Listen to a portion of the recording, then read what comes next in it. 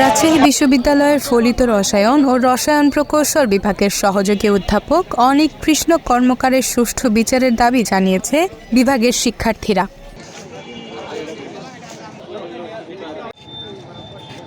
তারা বিচারের দাবিতে রবিবার ৬ অক্টোবর সকাল ১১টায় বিশ্ববিদ্যালয়ের প্যারিস রোডে শান্তিপূর্ণ কর্মসূচি পালন করেছেন। শিক্ষার্থীরা তার বিরুদ্ধে শিক্ষার্থীদের সাথে অশিক্ষকসুলভ ও অসৌজন্যমূলক আচরণ, মানসিক হেনস্থা, অহেতুক ফেল করানোর হুমকি দেয়া এবং অযাচিত স্বেচ্ছাচারিতা সহ নানা অভিযোগ তুলে ধরে। এরপর উপাচার্য, প্রক্টর ও ছাত্র উপদেষ্টা বরাবর তাদের অভিযোগ ও স্মারকলিপি প্রদান করে। শিক্ষক হওয়ার পরেও সে তার শিক্ষক সুলভ আচরণটা করতে পারেনি, সবসময় শিক্ষার্থীদের নানান রকম ভয়ভীতি দেখাতো।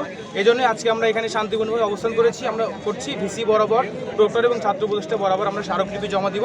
কর্মসূচিতে শিক্ষার্থীদের হাতে থাকা প্ল্যাকার্ডে একই কোর্সে সবার রেজাল্ট খারাপ কেন, শিক্ষক কেন দুর্নীতি করবে, থিওরি দিয়ে ল্যাব নয় হাতে কলমে ল্যাব হয়, ব্যক্তিগত আক্রোশ, খাতায় কেন, মাই ল্যাব মাই রোল ইত্যাদি নানা স্লোগান লক্ষ্য করা যায়।